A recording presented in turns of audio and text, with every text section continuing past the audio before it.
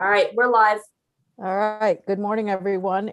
This is Senate Health and Welfare Committee, and it is February 19th. And today we're going to be looking at stem cell therapy, and the bill that we have before us is S22. We've invited some folks in who, to testify on the bill, and we'll also have some written testimony that's been sent in.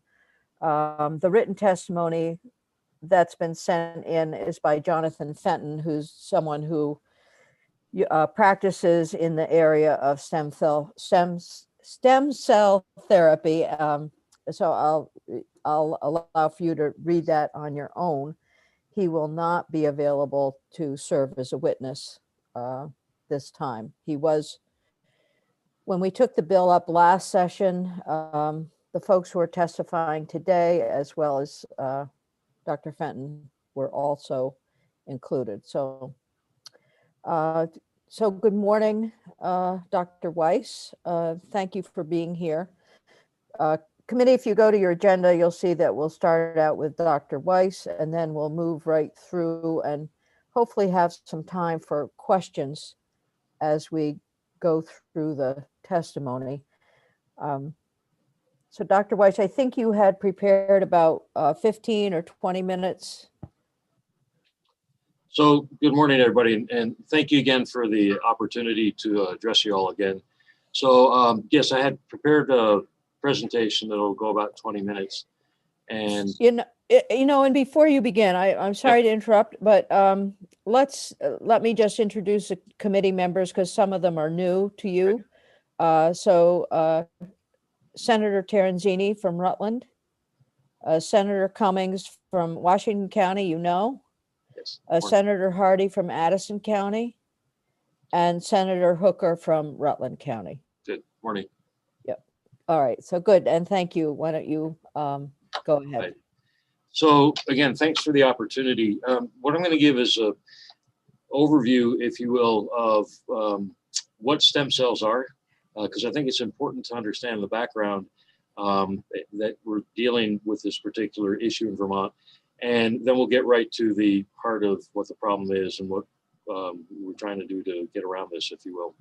And so before I start, I want to thank a wide variety of people that have come together to help push forward this, put together and put forward this legislation to help regulate the stem cell industry in Vermont. And so you see some of the people on the Zoom with us, Cindy Bruzzese from the Department of Ethics, Jessa Barnard from the Vermont Medical Society, Jill Abrams from the DA's office, David Hurley from the Vermont Medical Society as well. So you have to understand this is a coalition of interested parties that are addressing this issue. So if you, Nellie, if we can get going on the slides, if you will. So everybody has this up on the screen. So give you a quick background. I'm a professor of medicine in cell molecular biology at the University Medical Center. I'm a pulmonary and critical care physician in particular, so my specialty is lung diseases. But I'm also the chief scientific officer for one of the leading stem cell scientific societies listed below, the International Society for Cell and Gene Therapy. And I'm also the founder and chairman of the ATS, the American Thoracic Society, which is the major respiratory science group, stem cell working group, if you will. So moving ahead, let's see if I can advance this. So I have quick disclosures, research funding from both the government and from private industry, but none of that affects what we're going to discuss today.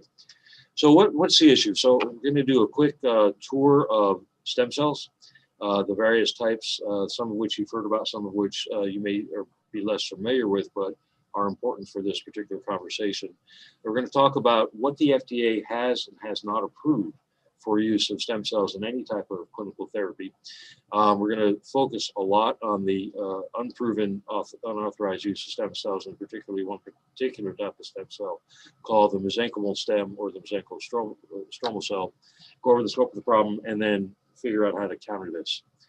So, stem cells. You've all heard about stem cells, and In particular, you probably heard about embryonic stem cells. And so these are cells that are obtained from in vitro fertilization clinics. So these are leftover fertilized embryos that are not used for implantation to help promote a pregnancy. It's very important to understand that embryonic stem cells are not retrieved or obtained from aborted fetuses. That's been a misconception for a lot of people for a long time. But the hype and the hope of embryonic stem cells has been out there for a long time. And in these schematics, you can see the wide range of potential applications that have been put out there. Everything from Parkinson's disease, Alzheimer's disease, to a baldness, muscular dystrophy, and the like. And there are two potential ways of doing this. The first is that you take the embryonic stem cells obtained from the in vitro fertilization clinic and you inject them into a vein, so intravenous administration, and somehow they will magically go to the organ that you're trying to fix and save the day. Now, I'm using these terms deliberately, and you'll understand why. The other approach is to take the embryonic stem cells and have them be in the laboratory, where you turn them in the laboratory into brain cells or kidney cells, or again, whatever it is you're trying to fix. And then you inject them and hope that they will go to that particular organ. So there's a theoretically unlimited potential for embryonic stem cells. So let's go to the next slide. There are, of course, a lot of issues with embryonic stem cells, and you're very familiar with the ethical, moral, religious, political arguments have gone on for years about the use of embryonic stem cells. Again, the source is not aborted fetuses, but in vitro fertilization clinics. And there are problems with embryonic stem cells. So they can form a tumor called a teratoma. And this is a tumor that happens, unfortunately, in real life, in 1 out of 100,000 or so births. And it is essentially a developing fetus that has gone, unfortunately, wrong. And so you can see in this picture, this is a tumor that contains hair, here's a tooth, fat, bone, and all the other tissues that just have not worked well. And so embryonic stem cells can do this in the laboratory. And there's the worry that if you inject an embryonic stem cell to try and cure a disease, that this could also potentially happen. So there have been, despite all the hype and hope, very few clinical trials with embryonic stem cells, even now. The first one was promoted by a company called Geron, and this is about 10 years or so ago. And what they were trying to utilize embryonic stem cells for was one of the more devastating muscular dystrophies, a condition called spinal motor atrophy. And since this was the first ever, the company spent years trying to put together the preclinical data, the safety data, and then a mountain of regulatory paperwork with the FDA, as you could imagine. And they spent a lot of money. So when they finally got through all of that and they started administering the cells, because this was a muscular dystrophy, a spinal cord disease, if you will, the cells were injected directly into the spinal cord. And the first 2 patients developed a rash at the site of injection. So that immediately stopped the trial.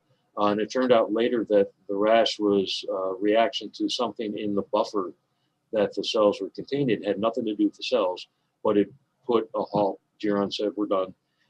And so embryonic stem cells have not really progressed at all in terms of the clinical applicability. So the next slide is, well, what alternatives do you have? So this gets into a bit more science, but it's really fascinating. It turns out that there is a type of stem cell called an induced pluripotent stem cell, iPSC. And essentially what this means is you can take an adult cell and, for example, just do a simple skin biopsy and take those adult cells, de-differentiate them into the adult equivalent of an embryonic stem cell, and then that can differentiate into all the tissues that you would hope to use potentially therapeutically. Now, you can imagine there's no ethical, religious, moral, political concerns, but you have the same potential issues of teratomas. So right now, very few clinical trials, investigations with these iPSCs, many years from clinical use, no approved therapies. Okay, next slide, please. Let me do this. So then what do we have left? So it turns out that as adults walking around, our body contains several different stem cell populations. One of these you've heard about. This is a hematopoietic stem cell. And these are cells that are found in the bone marrow, and they turn into red blood cells and white blood cells and platelets, and they've been recognized and studied for years, and these are actually used therapeutically. We'll come back to that in a little bit. But it turns out there's another population in the bone marrow called mesenchymal stromal cells, MSCs. And these are the cells we're going to focus on because these are the ones that have been utilized by the industry in large part for promoting unproven types of therapies. Everybody with me so far? Good. Okay. All right. Next up. Be careful when you ask that question. But I think the scientific background is good, but I don't know that we are going to be asking questions to get into any of the details on that. No, this is just to give you a background, so because it can be confusing. And let me think about it this way: there is no one stem cell out there, and the point being is that there are a variety of different stem cells, if you will, and they all have different biologies. They all have different potential therapeutic applications. And so to understand the problem that we're trying to deal with, just this background is going to be useful. So let's talk about the hematopoietic stem cells. So these are, again, are found in the bone marrow. You can find them in the blood, actually. If you take a blood sample, you can certainly find them, for example, in umbilical cord blood. And these cells are the only ones that are FDA approved. And we're going to talk about that a little further on. And this is what you've heard about for years in terms of bone marrow transplantation, right, for leukemias, lymphomas, and other types of blood-related cancers. Now, you have to appreciate the hematopoietic stem cells are not directly treating the leukemia or the lymphoma, but what they allow is the oncologist to go ahead and blast away with chemotherapy or radiation therapy, so that that treats the cancer itself. But one of the unfortunate side effects is that you can wipe out the bone marrow when you do that. And when you wipe out the bone marrow, you die because you need the bone marrow to make red blood cells and white blood cells, platelets and the like. So what the bone marrow transplant does, these hematopoietic stem cells, again, they don't treat the cancer, but after the cancer is treated, they come in and they replenish the bone marrow. Okay, so this is widely used, successfully utilized for years and years and years. And the schematic just shows you how it's done. You obtain cells from the bone marrow from a donor, and that can be either the same patient, which is the term autologous, or it can be somebody else, which is the term allogeneic. And then you just infuse these bone marrow cells, these hematopoietic stem cells, into the blood after the treatment for whatever cancer the patient has. Next slide up. So let's talk about the mesenchymal stromal cells. And this is a little bit of a busy slide, but again, it's important to understand. So these were initially isolated out of bone marrow, but you can also get them from fat tissue, adipose tissue. You can get them from placenta. You can get them from umbilical cord blood. They do not circulate in adult blood to any appreciable degree. People have looked very hard, but you can't really find them. They do have a stem cell function in that they can turn into bone or fat or cartilage, but that's really not the main purpose of what they're being utilized for. It turns out that they can secrete anti-inflammatory molecules. So if they're in an environment that's inflamed, that's inflammatory, if you will, and there's a long, long list of diseases that fit that bill, then these MSCs will go in, release a portfolio of anti-inflammatory mediators, and the idea then is that is going to counteract whatever disease process you have and make the patient better.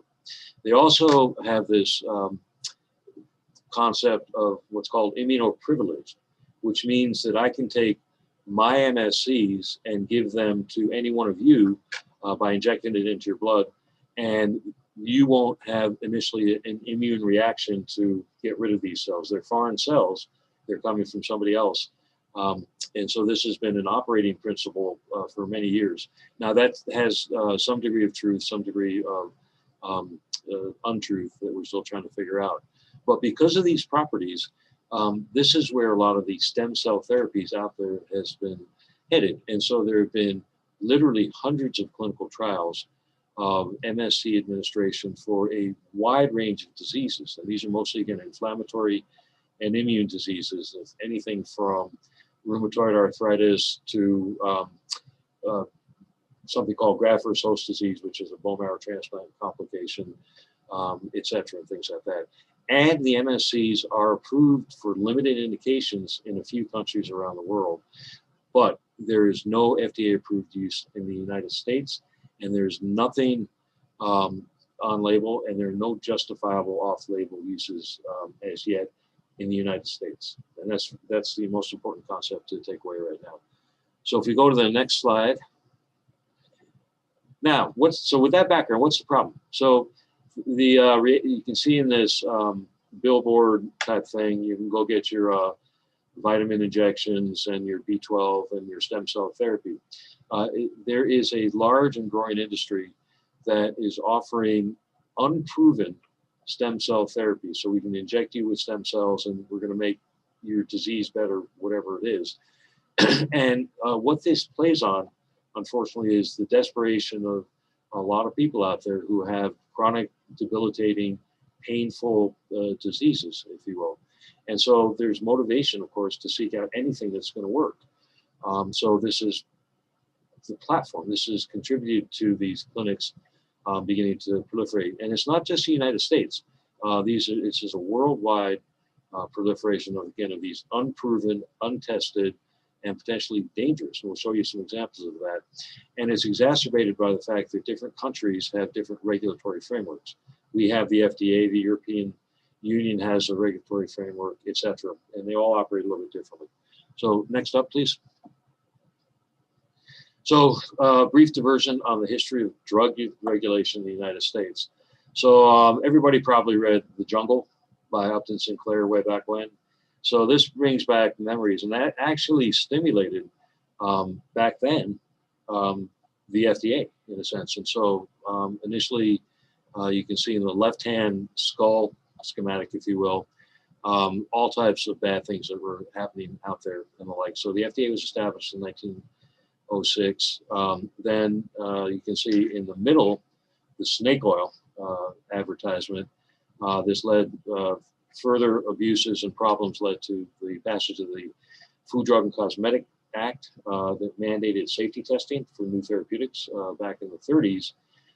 And then the thalidomide tragedy in the 60s further tightened up the approach to regulating new therapeutics. So if you go to the next slide, how does this work? So essentially, the FDA has a very set process. Now, it's long and it's laborious, but the underlying rationale is safety is paramount. And so what happens essentially is you have some new drug or new therapy that's developed in laboratory, and then what's called an investigational new drug or investigational new device, an IND application is discussed with the FDA. And you do these staged progressive clinical investigations. So the initial phase 0 to phase 1 are strictly safety trials. You take a small number of patients, administer your new therapy, and monitor them for any potential adverse effects. If that passes muster, then you go on to a phase 2, which is a smaller, medium-sized trial that checks, again, safety, but also to see, does this work for whatever indication? And then you move on to a phase 3, which the large trials, hopefully hundreds to thousands of patients, in which the new therapy is compared against existing therapies, for example, and to see if there's any, at least equivalence, which is good because then it's another potential option, or even better, it's better than what's out there and the like. And then it goes through approval. Now, this takes years, and it takes a lot of money to make this happen. And so the FDA has tried to get around this in a variety of ways. And so there are, you can see in orange right there, fast track, breakthrough therapy designations, accelerated approval, and the like. We'll talk a little bit about this. So if you go to the next slide, what's the reality? So if you have on the left 10,000 compounds that you're screening, only a small proportion of those pass muster and make it through to clinical investigations, and even a tinier percentage actually makes it through to be an FDA-approved new therapeutic. So you can understand the difficulty in bringing new therapeutics, but also the rigor that the FDA imposes, laborious and painful and slow as it may be. Again, it's all for safety. So the next slide, please. So one of the things, go back one, Nellie, please. Thank you. So one of the things that the FDA in particular has put into place to speed new therapies, particularly new potential stem cell therapies, is called the Regenerative Medicine Advanced Therapy, RMAT for short. And essentially it is basically to speed the process, if you will. And you can move ahead with preliminary clinical evidence and then subsequently collect evidence as you are going through your clinical investigation. That makes sense to everybody? Okay. All right, next slide, please. All right, so as of when we last queried this, so December 31st, so 2 months ago or so, there have been 155 applications received by the FDA for this. 59 were granted to move towards clinical investigation. One product, it's not a stem cell product, but it's pharmaceutical, has already received marketing authorization.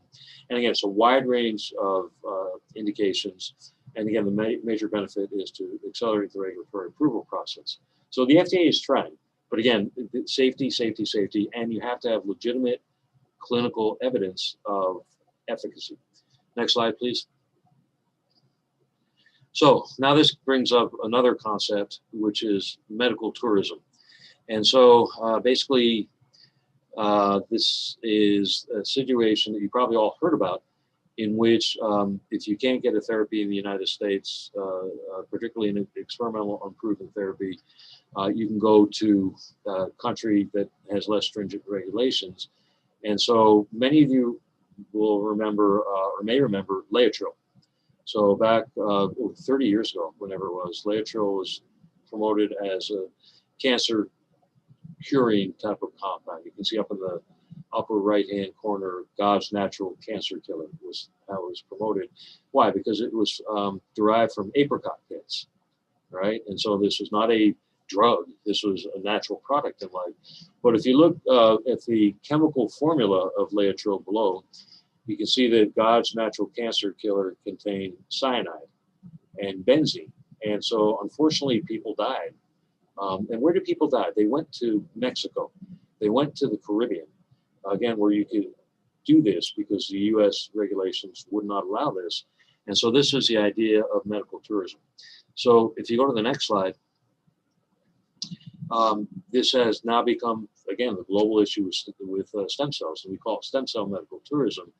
And the data on the right, 60,000 patients a year and a huge amount of money.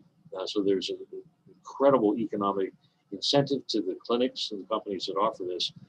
This is 5 years out of date already, and the problem is just much, much larger. But you can see on the map the scope of the global issue going on. Next slide, please. So how do you define this, an unproven stem cell or cell-based therapy? So first of all, there's an unclear scientific rationale to suggest efficacy.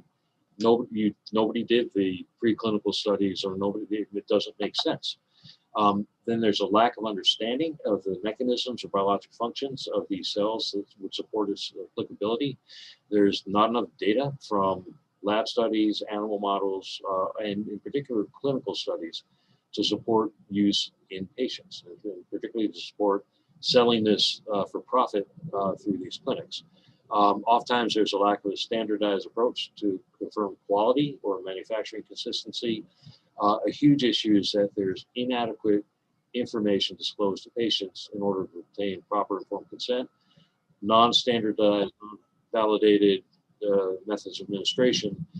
So these are essentially uncontrolled experimental procedures in patients being offered by these clinics. Next up, please. And so just to give you a sense of what the indications are, that bar graph on the left just surveys the clinical arenas in which the stem cells have been offered by the clinics. So you can see all the way to the left of that bar graph, the orthopedics by far and large is the most common use. But you can see as you just scroll left that there's a huge variety of indications that clinics have offered that the stem cell approach that they give are going to cure or make you better. The graph on the right, the pie chart just shows the type of MSCs derived from fat, bone marrow, amniotic fluid, and a little bit from blood. And then in the bottom, again, this gets to the issue that there's no standardized or validated way that's been proven in most of these cases to give the cells. So some clinics give them intravenously, some inject them intramuscularly. Some of the clinics actually offer that you can take these stem cells and nebulize them, so aerosolize them, and you breathe them in. And again, there's just no validity that's been proven for these approaches. Next slide, please. So this is the most important slide of all. So with all this background, where does the FDA stand with this? So the FDA has passed something called Section 351 and Section 361 of the Public Health Service, the PHS Act. So basically what this means is that human cells and tissue-based products are considered drugs. And so as such, they need to go through the FDA process of all those different stages of clinical investigations that are that we outlined before. Now, the exception to the rule, and this is where the clinics have taken advantage once this was figured out, is that cell products that are minimally manipulated and intended for homologous use are exempt. And so this is Section 361 of the Public Health Service Act. And what does this mean? So this gets back to bone marrow transplantation. So bone marrow transplantation has been around for 30 years, 40 years. It works, and it's a proven therapy, and it's widely used. But it was never FDA approved when it started.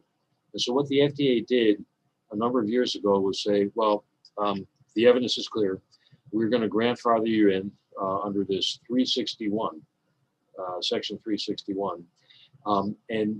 But the intent back then was that this was homologous use. So hematopoietic stem cells, bone marrow cells were injected to replenish the bone marrow. That's what homologous use means. The intent was never, and nobody ever dreamed this was going to become a problem, that this would be potentially utilized for non-homologous use. For example, we're going to inject your stem cells, we're going to get them from your body, and they're going to cure your Parkinson's disease, or they're going to cure your arthritis, or things like that. So this is where we stand. This is a huge loophole. It's one that the FDA still has to satisfactorily address, and it is the one that the stem cell clinics have taken advantage of. So does this make sense? Because this is really important to understand. Okay. All right, and we can talk about. Let me just, any questions on that, committee members? So in summary, the intent was for bone marrow transplant, use of homologous tissue or self tissue. Right. And now it's being manipulated so that it's other autologous use. I'm trying to. Yeah, no, this, so let's. Yeah, you better clarify that. Yeah, let's do this. So again, homologous use is meant to imply that the cell is being used for what it normally does. So a bone marrow cell, thank you, Nelly. A bone marrow cell is going to be obtained from, and this is where the terminology gets a little confusing, right? Either from that same individual, which is autologous, or from somebody else, which is allogeneic, all right? But it's still intended either, whatever the source is, the autologous same person, allogeneic, different person. It's meant for homologous use, i.e. the bone marrow cells are going to go and replenish the bone marrow. They're not meant to, again, be cures for Parkinson's or something like that.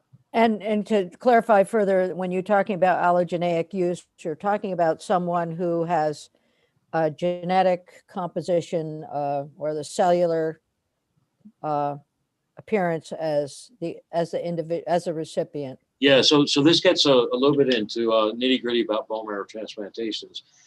Ideally, you want to have the same person bone marrow so you don't have problems with immune rejection, but that's not always possible. And so you have to get a bone marrow donor, somebody else. And the perfect situation would be a healthy identical twin, right?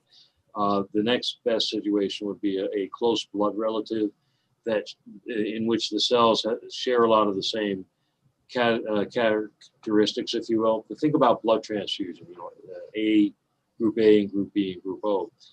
There are a lot of other molecules on a cell surface that contribute to immune recognition and potential rejection, and you want to get them as close as possible.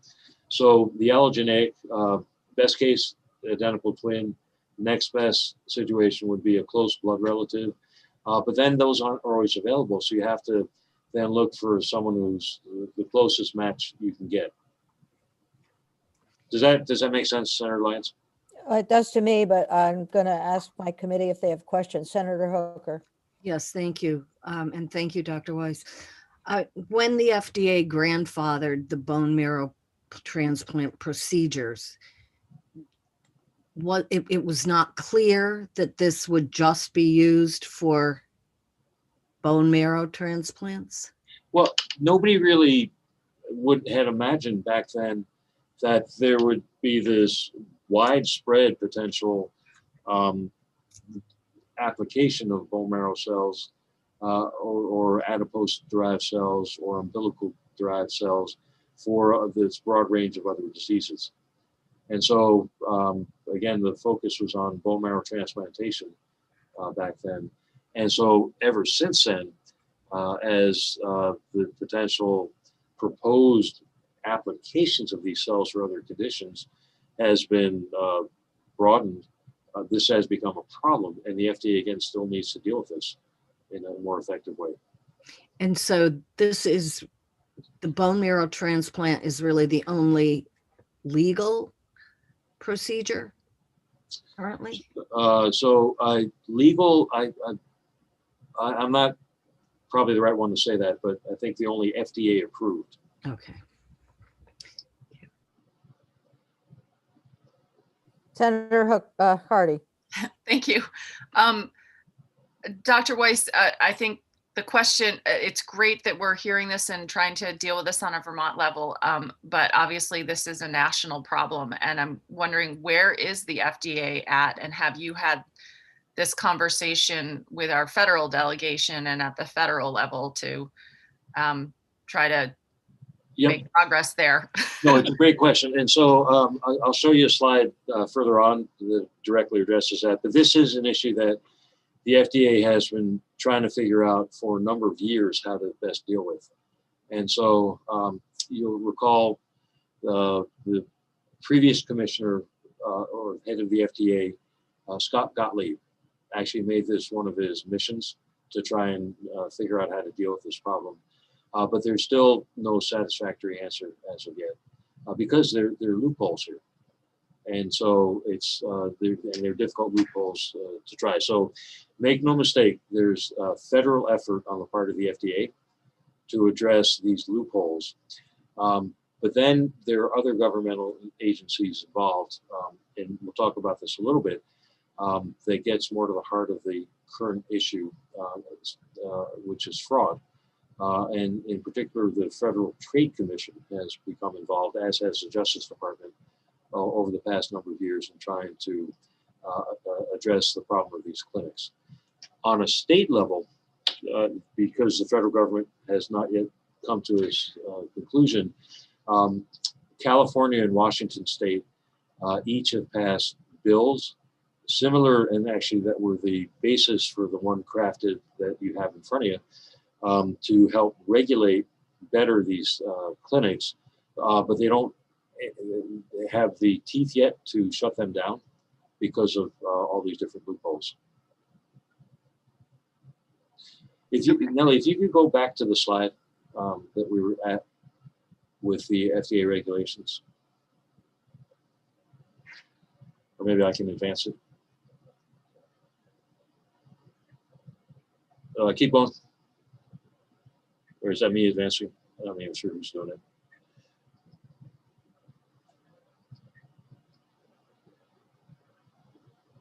Okay, so we're back. Hopefully everyone's on the same slide with me. So the other concept to understand on the slide is the minimally manipulated concept. And so what that means is that, again, when you get back to the exceptions to the PH Public Health Services Act 351, that cells and tissue-based products are drugs, for the exceptions to the rule, minimal manipulation. What does that mean? That means that if you get a cell, a stem cell of any type, for example, or a tissue product of any type, that you're going to administer to somebody, then you can't do anything to it. The only exception really is if you get a sample of blood, you can centrifuge it and then collect the cells that pellet because of that centrifugation, and then you can inject them into the same person, really. You cannot alter the cells in any other way. That means you can't culture them in the laboratory, you can't treat them with drugs, you can't do genetic engineering, you can't shine light on them, you can't warm them up, because then that puts them back into Section 351. And then they would have to go, they've been manipulated. And so they would have to go through all of the FDA stages. All right. So let's go to the next slide. And let's see how this works. And I can go to the next slide. All right. So this is how it works in most of the clinics. Somebody will show up and they'll have, for example, blood, most often, in some cases, fat, in some cases, bone marrow, taken out of them. The material retrieved from the patient may or may not be centrifuged. Wait, Dr. Weiss, can I interrupt for just a second? Because Nellie, I think you're on a different slide than he is. Do you want the slide that of the person's body and the yes. Yeah, Unproven Stem Cell Interventions is the title of it at the top. Yep, and it's got it says fat, blood, bone marrow off to the right.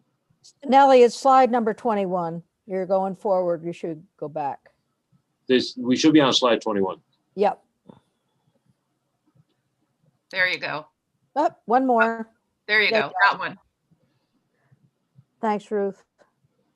Okay, so we're all on the same slide. I've got the slide up on my screen here.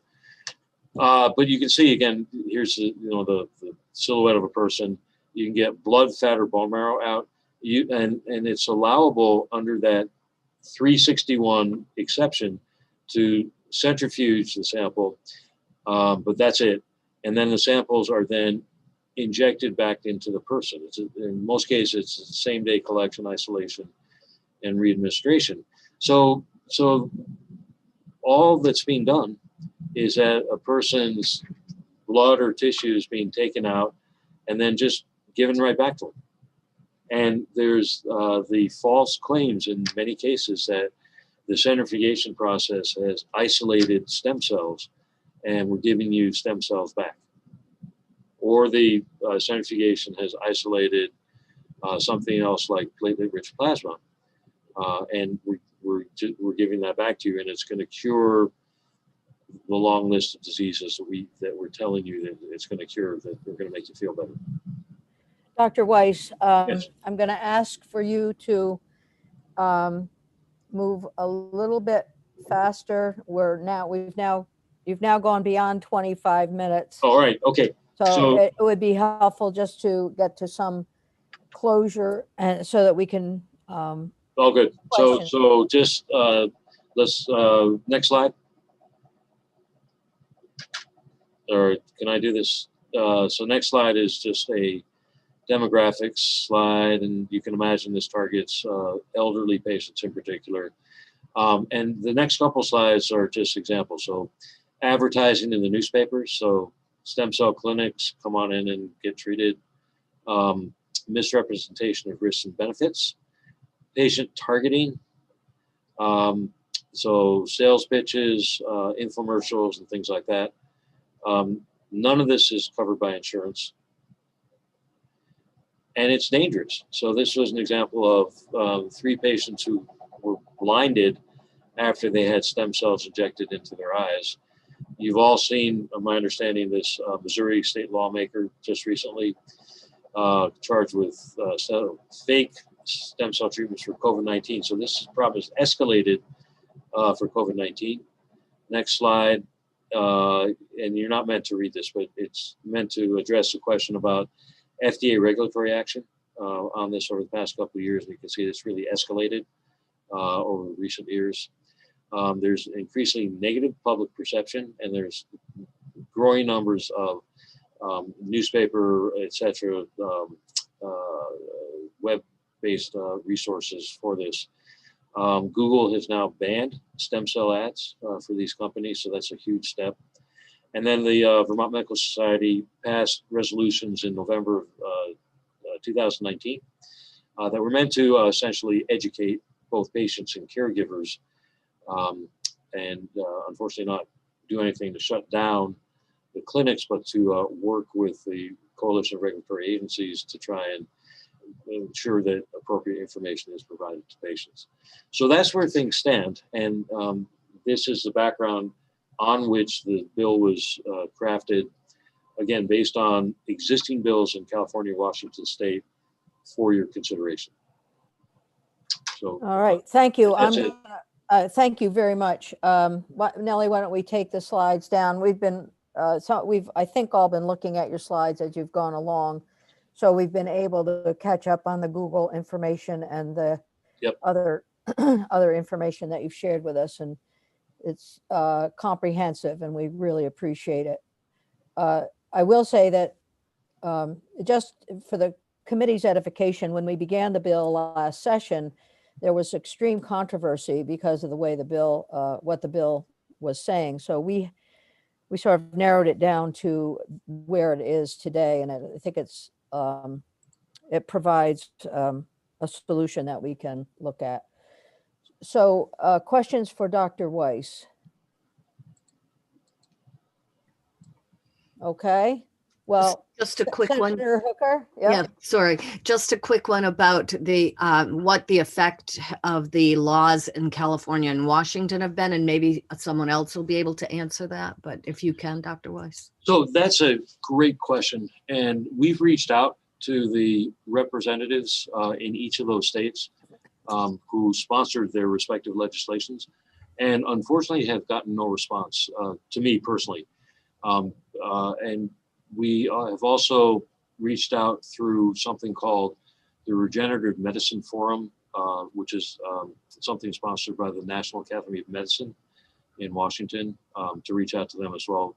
No response. So Senator Lyons and I have spoken about this offline, and I don't know if you've had opportunity to reach out to them yourself as of yet, but we would dearly like to speak with them and find out what the effects, again, of the legislation has been. Thank you. We'll certainly do that. I think our immediate goal is to understand the bill and to see what we can put in place for Vermont, and then I understand, and you can help us with this, that there is a clinic in Vermont. Is there more than one clinic in Vermont that is offering a FDA unapproved therapy? So we are aware of 2, and I'm going to reach out to Jessa and Okay. David Hurley for this, but we were aware of 3, one in Winooski, one in South Burlington, one, and you'll have to remind me on this one, the one in South Burlington, from what we understand, is no longer in existence. The one in Winooski is there. Jessa, where was the other one that we were discussing the other day? Do you recall? Hi, sorry, Jessa Barnard with the Medical Society. Still in Chittenden County, though I actually don't know that I could tell you the exact location either. All right, David Okay. may know. So Yeah, we'll get to that. Thank you. that's fine. But again, just understand, it's a small handful. They're not Right. hundreds, so to speak. Yeah. Okay. Any other questions for Dr. Weiss? Thank you for your testimony. It was very clear and very helpful. So we're going to move on to Cindy Bruzzese, who is here with us to talk about some of the ethical and concerns related to this practice and to the bill itself. Please. Sure. Good morning, everyone. Welcome.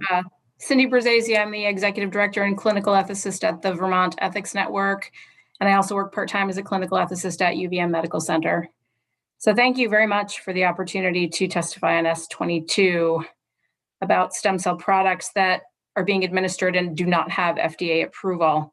Just so you're aware, the Vermont Ethics Network, we recognize that legitimate research in the use of these cellular-based therapies is a really rapidly advancing and I think a highly promising field for regenerative medicine and therapeutic products. I think our concern has arisen because of the proliferation of these types of clinics that are marketing these types of products with claims of efficacy and safety that are not really evidence-based.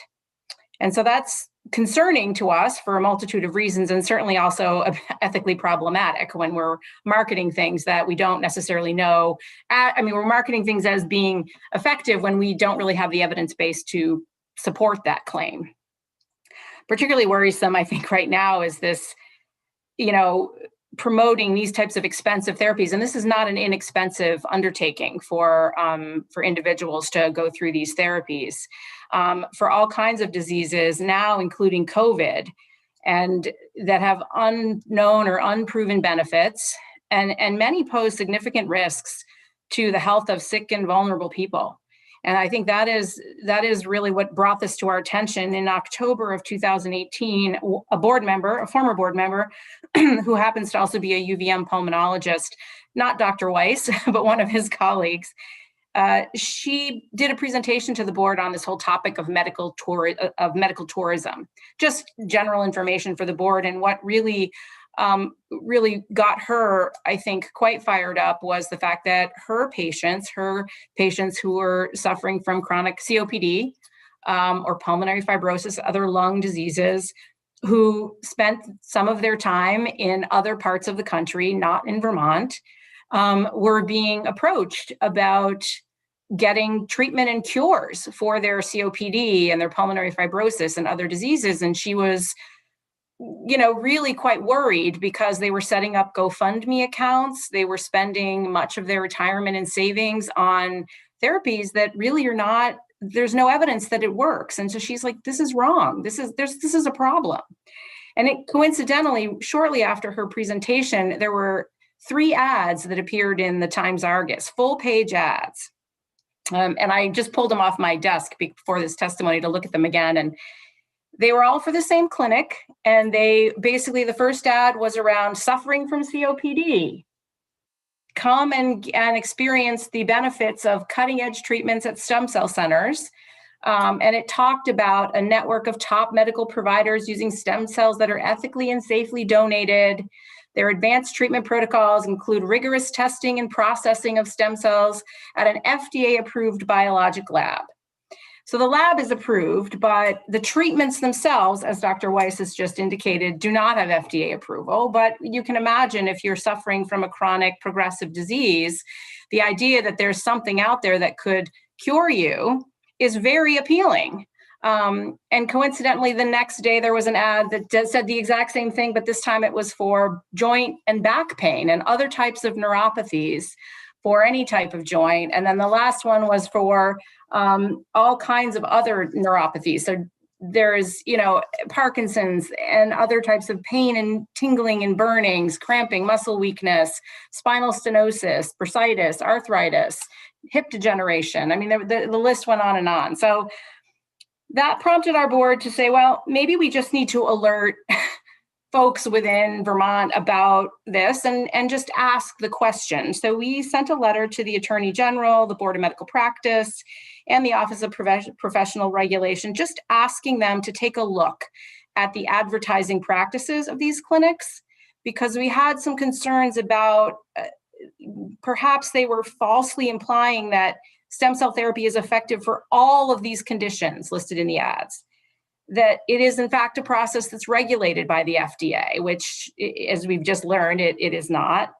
That we were concerned that it wasn't giving adequate information about the downside risks compared to the benefits and the lack of proven efficacy, that there was really weak and non-existent scientific rationale.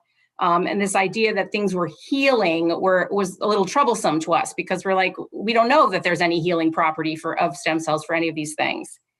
So that's really what started our concern. And I think, this idea that we're offering false hope to the tune of lots of dollars gave us great pause.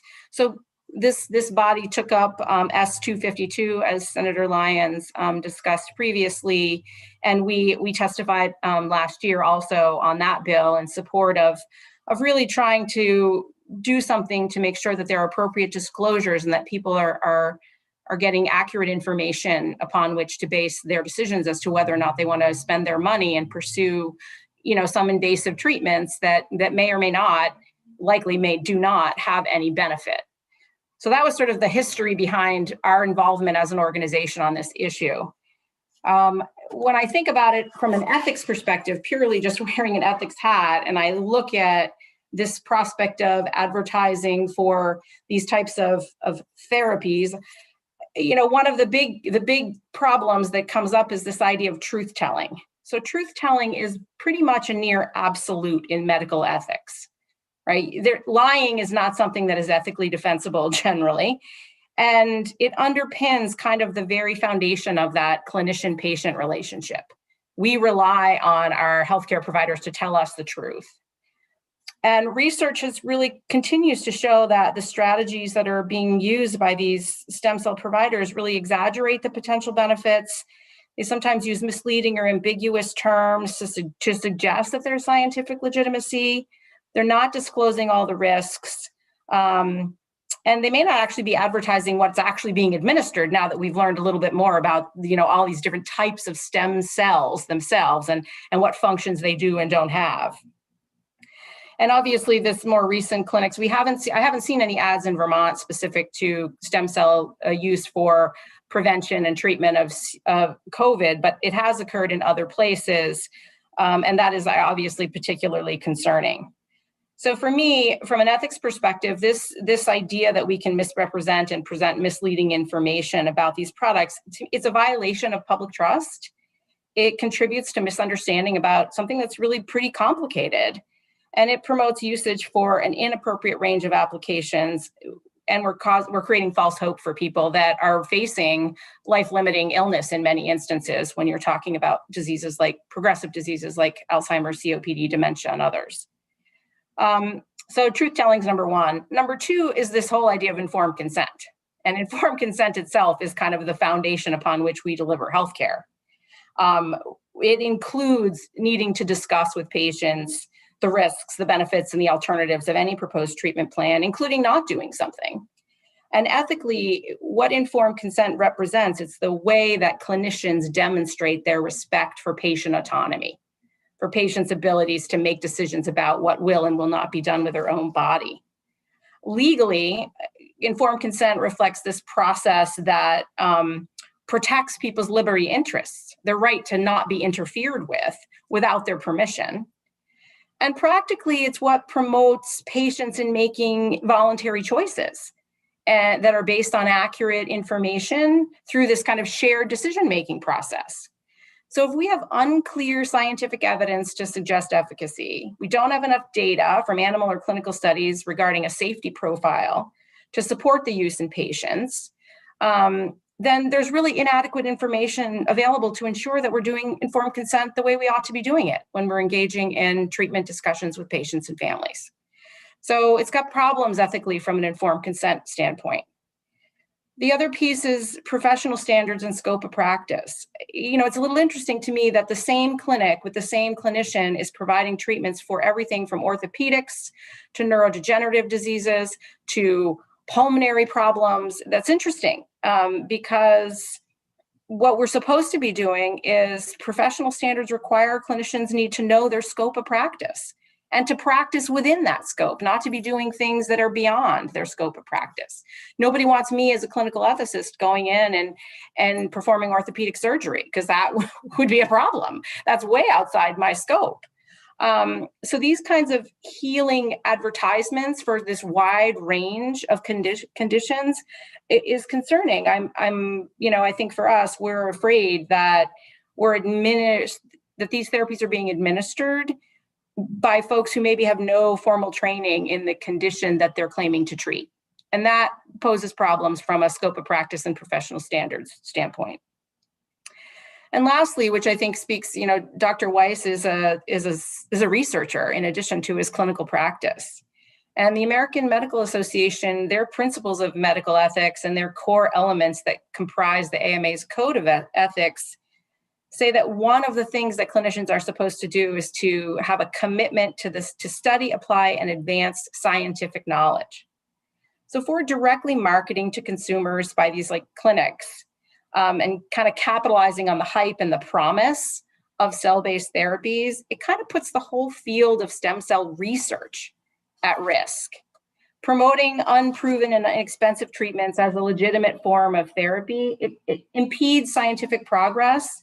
And it could make the development of new and effective treatments really harder to advance. And I think that creates some problems ethically from a commitment to that advancement of scientific knowledge.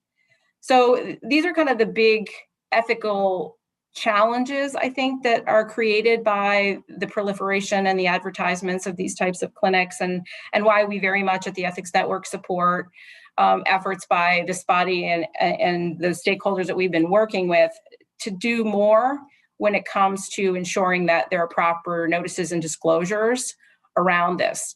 The other thing I just really want to frame is a lot of the advertisements that are out there talk about these treatments as therapies and treatments. And I very much support the language in S22 that refers to these as stem cell products. Treatment and therapy often is interpreted as some sign of medical legitimacy, that it has something that whatever we're doing has a positive therapeutic or curative effect. And in this case, for many of the treatments that are being advertised, they're not really treatments. They are products being administered under the guise of treatment. And I think that is problematic, and we very much support staying away from those terms and using some stem cell products in lieu thereof.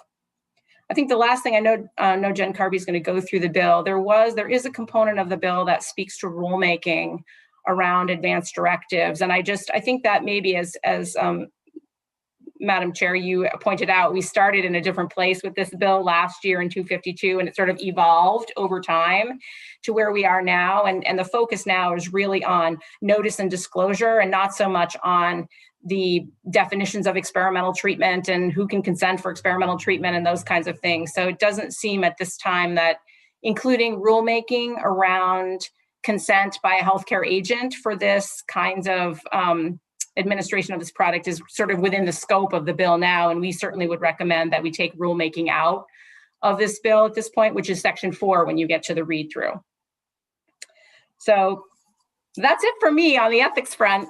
I just wanted to, again, thank you for the opportunity to comment and to testify in this, and express my appreciation for your willingness to take this up, especially now when we're really working hard to provide legitimate therapies and to learn about COVID. The last thing we need is people capitalizing on the fear and anxiety that people have. Thank you. That was extremely comprehensive and very much appreciated. My question of you is, can you provide us with some testimony that we could add to our webpage? I gave to Nellie a PDF of what we just talked about, so you'll have it. I'll refresh, I'll find it.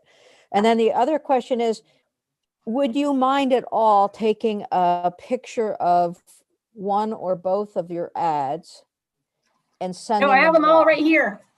I saved them. They're actually turning yellow because Oh, they're I know, the actual paper I from. debated that. I debated doing that myself, and I know Senator Cummings I don't know if she has them still. But Yes I or will take no? pictures of them and I'll send them to Nellie. All right, that'd be great, because Okay. they are so interesting, to say the least. Questions, Senator Terenzini? Thank you, Senator Lyons, and thank you to our two witnesses. This is sort of like the old saying for me, trying to take a sip of water out of a fire hose. I mean, this is some really heavy stuff this morning. And so I can't say that I'm an expert on this bill that Jen's going to go through after, but I just asked the question to you, Senator Lyons, and the committee, why would we stop at just a bill that states that the provider needs to notify the patient? Why wouldn't we come out with something stronger that says, unless it's FDA approved in the state of Vermont, a provider cannot issue it? And I say it because I'm a person of faith who attends church regularly, and nothing upsets me more than when I hear of a little old lady who, you know, watches a television show and for $39, call and touch your TV screen and you'll have healing prayers said to you and you're going to be healed. In many ways, this to me is very similar, that to me, it could be largely a scam. People are taken advantage of. And I love science and data, but I mean, it just seems to me like, wow, why don't we come out a little stronger? So I'm probably getting ahead of myself, Senator Lyons, but this is all I've been thinking about for the last hour. Well, listen, you're not getting ahead of yourself. You're going right back to where I think we were trying to get to with the bill originally. And I'll let Dr. Weiss answer your question about getting stronger. I think I saw his both thumbs up, which means that he probably agreed with your thought. But Dr. Weiss, can you give us some of your thoughts, and then maybe Cindy, if you have thoughts as well? So no, Senator Terenzini, I really appreciate the comments. We would like nothing better than to have these clinics leave the state, number one, but shut down nationally. The problem being is that the loopholes exist. And the further problem being is that there are some gray areas, particularly in orthopedics, that we haven't really gotten into brass tacks about, that make it impossible at present to simply shut down or pass any type of legislation that would attempt to shut down these clinics. This gets back to the questions earlier about what's the federal or what's the national response from the FDA. And again, there's a lot in the works that ranges the gamut from rethinking the current public health service acts, rewriting them to make them more stringent and the like, through agencies like the Justice Department. And there have been a number of sanctions and actually clinics closed down for things that the Justice Department could really pinpoint. A lot of that was laboratory practices, safety practices, and things like that that were more clear cut. To the Federal Trade Commission addressing the fraud issue, those newspaper advertisements that Cindy had held up is a perfect example of just sheer fraud. And so the FTC is been working on that as well. So we would love to do it. We don't have the firmest platform to be able to say we're going to shut you down based on all these reasons. The other issue too is that this is a huge money-making industry. And so it's like, and we've used this analogy before, it's like a hydra. If you cut down cut off one head, 7 or 6 will reappear in a different guise. And to give you an example, not to belabor this, but the FTC did sanction a clinic, and they were able to impose many thousands of dollars of fines. And the clinic said, fine, here you go. Then we're just going to keep going. So again, it's that level of there needs to be more teeth from the top down for us to be able to do that.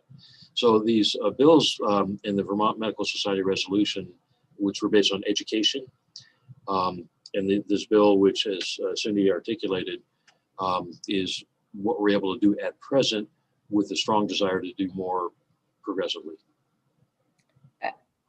If I could just comment also, I think we had a big discussion about this at our board meeting when our former board member brought this issue up, and it's a question that comes up quite a bit in ethics, which is people have the right to make bad decisions. And so this is part of our autonomy, right? Or part of our ability to be self-governing is to choose how we want to live, even if many people think that this is unwise and makes no sense, and I would never choose to do this. And so it's this balancing of letting people make the decisions that they want to make, spending their money the way they want to make. If I want to invest in the latest and greatest face cream to make myself look 25 years younger, that's completely my prerogative to spend my money in that way. And so I think there's this ethical balance, right, where we're trying to make sure that we don't impinge on people's freedoms to choose to live and to spend their money and to engage in the kinds of things they want to engage with. But we should be holding professionals in the medical profession to a standard that ensures that they are not deceiving people with false claims. And so I think one of the things we can do is we can kind of push our thumb on the scale a little bit to say, no, you have to be truthful in what you're telling people, and you can't be misleading them. And so I think this, at this point, given all the other things that Dr. Weiss has just described about this kind of the larger landscape, feels like the first important step towards holding those providers to a standard that we think is appropriate while not infringing too much on people's abilities. Good. I'm gonna have Senator Hooker ask her question, because we want to make sure we get to other folks who are testifying, and then have some time. We'll have more time for questions and discussion at the end before we go through the bill again. So Senator Hooker. Thank you. I'm getting a sense of the answer to my question, but it has to do, Cindy, you talked about labs that were FDA approved. And I'm just wondering, what kind of lab would be FDA approved that would then morph into this clinic that is able to provide these fraudulent treatments? And I don't know, that may be a long question. I think I'm going to pass the baton to, I'm going to phone a friend, Dr. Weiss, because I think he's probably best able to see, running a lab and working in research. He can probably tell you what constitutes allowing a lab itself to be FDA approved versus potentially the treatments they're providing. Or the, we may want to move on and take this offline, but no, let's well, just no, it's a good really question. really quickly. So FDA approval in the lab means that you can collect blood, for example, you can put it in a centrifuge and do things like that. So the FDA approval for lab means the processes in the lab have been approved and reviewed and approved. It does not equate with FDA approval of then saying we're going to treat your disease with our product. Does that make sense? It's like, think about it as just the lab has to be inspected and qualified to make sure they're not doing bad things. And then we get into the loopholes that allow them to continue with these treatments. Right. Okay, thank you. Right. You got it. Okay. All right. Well, we will get to some additional questions, I think, as we go ahead. So we've got 3 or 4 more. I think Lauren Hibbert is here, or yep, she's also here. And if she wishes to testify, we're also going to allow for that. So we have 4 more people. I'd like, if you can, please, to limit yourselves to 10 minutes and try not to be redundant in the testimony that we've heard, but rather to offer us a specific perspective from your organization and then related to the bill itself. So David Hurley, you're up. Good morning, Senator Committee. So thank you for the chance to testify today, and I will do my best to help you get back on schedule. So, this problem came to the board's attention. We had some people approach us with concerns about what some of these clinics were doing. And we looked into it a little bit, and it's our question from earlier. I think the third clinic was in Williston. Was the other place where we saw one. We looked into it, and none of the healthcare professionals involved happened to be licensed by the board, and so we didn't get into those cases, but started to become concerned about the problem once it came to our attention, and it did become part of this group that Dr. Weiss has been so instrumental in making it work, and Jill Abrams from the Attorney General's office, several of the other people who are here today,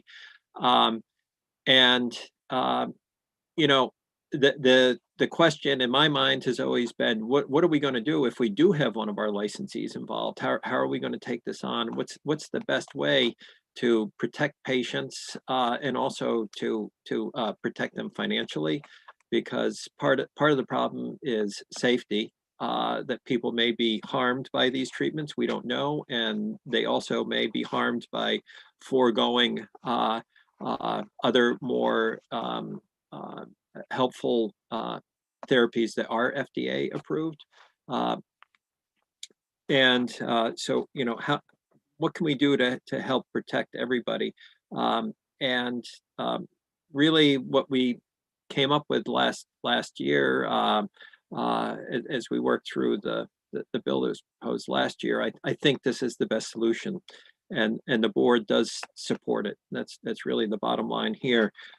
It calls on any healthcare professional involved with this to provide these disclosures. And again, we just went through the discussion about the limitations on being able to ban these things that are within a loophole in the FDA laws and regulations.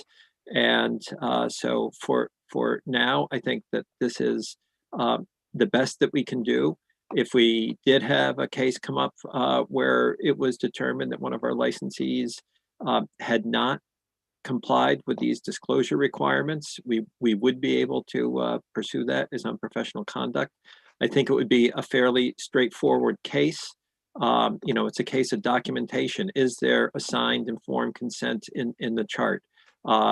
We can have people go in and see, was the disclosure properly posted in the business, and have testimony from patients. No, yes or no, I was not provided this disclosure. You don't even need an expert to bring this case, which will make it much more straightforward and faster. So I think that it can be effective. And what really, Dr. Weiss got at it. He talked about the Hydra. I'm less learned. I call it the whack-a-mole. They're going to pop up someplace else. But with the medical professionals that are involved with this, we do have a very well-developed system of notification of all interested parties, the other states that license, and the hospitals that grant credentials, the National Practitioner Data Bank. So if we were to take action against somebody, then that's made available to all the other states that might be asked to grant a license, or where these people do have a license, and they can take similar actions. So it does give a tool that potentially can help us deter medical professionals from being tied in with this and putting an end to it. So the bottom line is the board supports it. I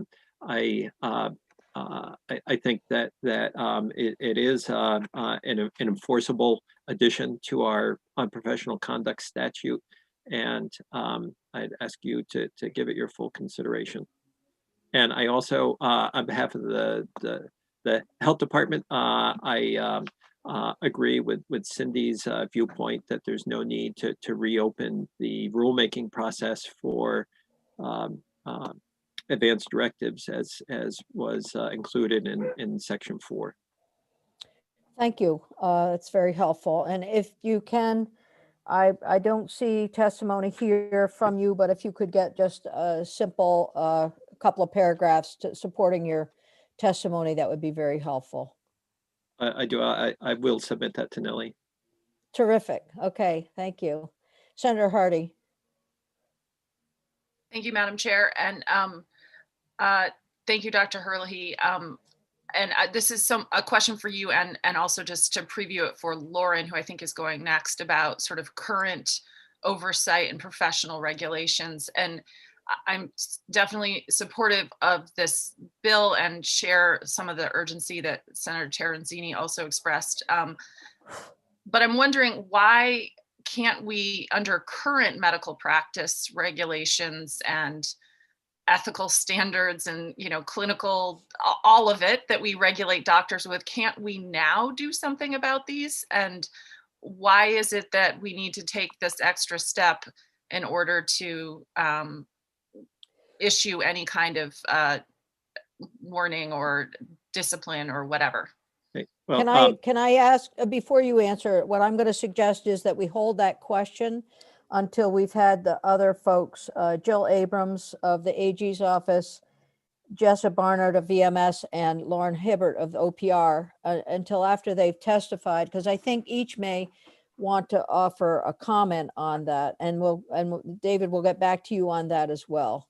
Okay, that's fine. Just the limits of our current situation. Why can't this currently be enforced as it is without the bill? And that's, I think, under something like scope of practice or whatever. So, David, a quick response, if you would, since we're there. Sure. First, I'm not a doctor. I'm a lawyer, but had to set the record straight. Well, you know, the problem is, I think, really what it comes down to is that we could charge somebody with making false statements, but then we get into what can be a very difficult battle of experts, and it gets expensive for us and time consuming to bring in experts.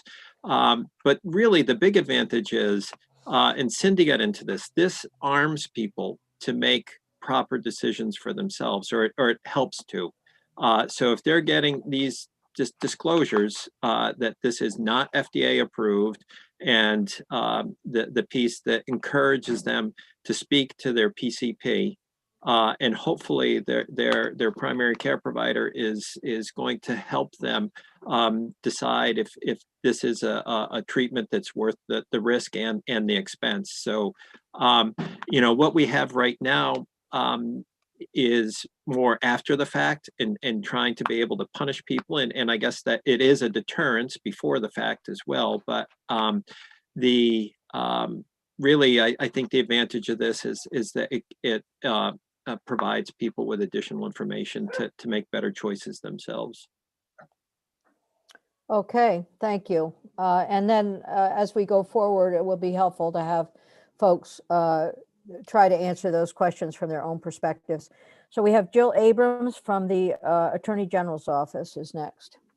Good morning, everyone. I'm here really to answer questions if you have any. I know that Charity Clark testified on this bill last year, so I can give a couple of pieces of follow-up information and hope that they're helpful.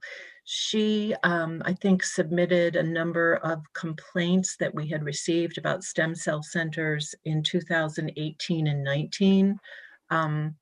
And there were at that time either 2 or 3, depending on the time period, stem cell centers operating. Since the period covered by those complaints, the 2 stem cell centers, one in Williston and one I think was called Stem Cell Center of South Burlington, but was physically located also in Williston, each is closed. And there's one, as I understand it, one location that still offers treatment. I don't know exactly what it is. I'm also not a doctor, but the location that's open is not a location about which we've received complaints. And then the only other thing that I was going to say, and maybe I should wait for Jen to do her walkthrough, but I just had a question, a really small question on probably a small point in the legislation as it's currently proposed, because I think it may make reference to our consumer assistance program, and there might be a broadening of the language that we would suggest just to make it easier for folks. Okay, listen, that your suggestion for language change would be very helpful for you, just to send that along to Jen so Sure. she can provide it for us Sure. in a draft. Okay. Then on the testimony that we received from Charity Clark, what would be extremely helpful is if you could access that from Charity and maybe forward that along to Nellie as well, so we have it with our current committee and understand some of the reasons behind the AG's concern. Okay. Thank you. And Sure. we may have it in our archived session from our last session. So I'll ask Nellie to look for that, and maybe that'll help you folks so you don't have to go digging too far. I have a copy right up on my screen, so I'm happy That's to forward it to awesome. Nellie. Okay. Terrific. Thank you, Jill. Thanks a My lot. And pleasure. if you're going to be around, we'll hold our questions. I think there may be some questions on the legality of the bill and possibly of the types of clinics that we're seeing in and out of our state. Okay. All right, terrific. And so we also have Jessa Barnard of the Vermont Medical Society, and then Lauren Hibbert will be after that. Thank you very much, Jessa Barnard for the Vermont Medical Society. I think I can be very brief following the extremely thorough and helpful testimony from Dr. Weiss and Cindy Bruzzese and the regulatory entities. We basically just echo all of the support for the bill. This was also brought to our attention by members back in 2019, when I think this issue really was starting to come to the consciousness of physicians and other clinicians that this was even happening and that it was happening in our state.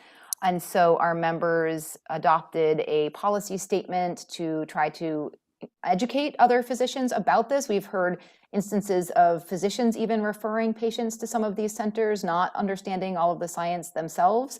So the first approach was an educational approach, and actually Dr. Weiss and Cindy did a whole road show about a year ago now. When travel was still happening, they went around to almost all of the hospitals and other larger practices around the state and did a lot of educational sessions.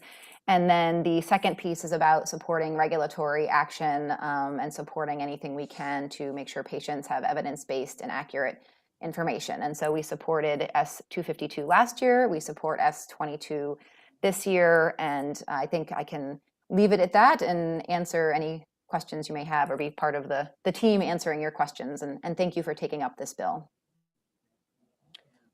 Thank you. That's helpful. We appreciate the work that you've done on this and the help that you've given as the bill has been modified during the last session. So we'll hold our questions for you, and then we'll move on to Lauren Hibbert from OPR. And welcome. Glad you're here, Lauren. Thank you, Madam Chair. For the record, Lauren Hibbert, Director of the Office of Professional Regulation. I did just have an internet glitch. I'm hoping that I'm past it, but if I disappear, that's what happened to me. The Office of Professional Regulation strongly supports this bill. We worked last session on the language and appreciate its blunt tool. It requires notification, and it's unprofessional conduct to fail to provide notification, this informed consent to the patient/consumer. As previously testified, we have received complaints about this practice in the state of Vermont by licensed individuals and unlicensed individuals in the state. This is at times a very fly-by-night practice and can be something that's utilized by someone who is appropriately licensed as well. So we have, I cannot go deeply into active cases with our office because of the confidentiality rules, but we have struggled with some of the problems that David Herlihy really outlined of proof of false advertising or having to prove that the care is unsafe or not within the standards of care. It is costly for us to hire experts to prove that what is happening is not appropriate. It's actually fairly hard to find experts in this field as well. So we appreciate how this bill requires notification, informed consent to the patient, consultation with a primary care physician, and if you fail to do that, then it's per se unprofessional conduct. It's a much blunter tool for us, and that is why we support this bill. Senator Hardy, that's my answer to your question, and basically my whole testimony. So thank you very much. Thank you. Thank you for not having your internet glitch. We'll appreciate you being here. So basically, Lauren, I understand both for Lauren and for David, if you don't mind, please just listing some of the professions that might be affected by this, who might be actually offering stem cell transfusions or whatever. I don't want to use therapy because it isn't therapy. Would you like that list in my testimony, Madam Chair, or would you like? Yeah, sure. If you can give it to us in your testimony, that would be good. So I think any of the licensed professionals who are healthcare professionals under the Office of Professional Regulation could engage in this behavior. So for that, it's osteopathic physicians, naturopathic physicians, chiropractors, acupuncturists. For some of these, it would be clearly out of scope, clearly out of scope. But this is, some of it has fish oil tendencies.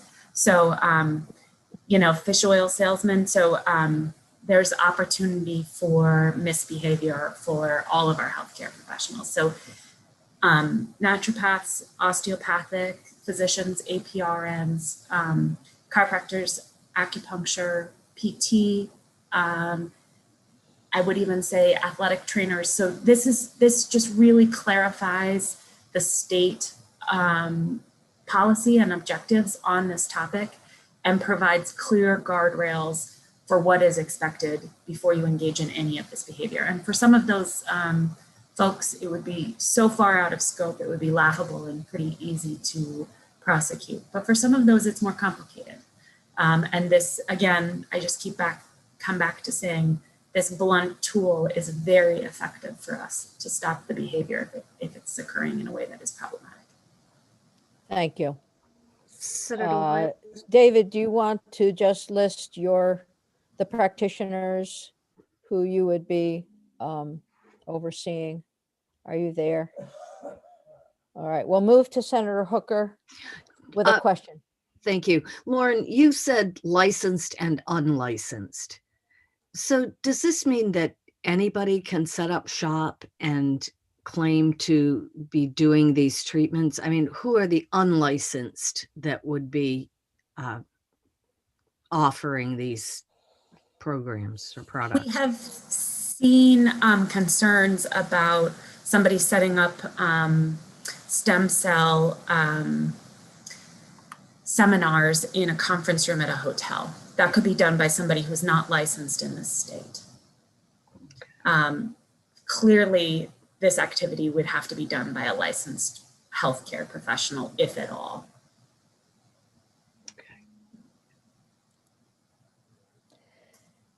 Okay, so let me ask this question, given that, then does this bill, and this is a question for everyone who has testified, does this bill guarantee that we won't see the hotel room non-licensed or unlicensed individual? I don't know, Lauren, you can go ahead. And if I do think that this provides clear guidance that you have to be licensed in the state, and you must provide this informed consent before you engage in these behaviors.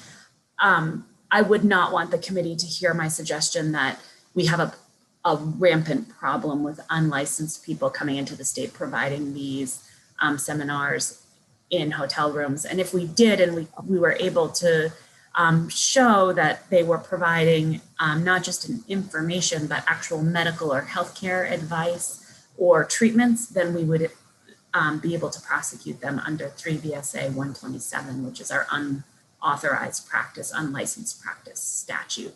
And that's a very effective tool.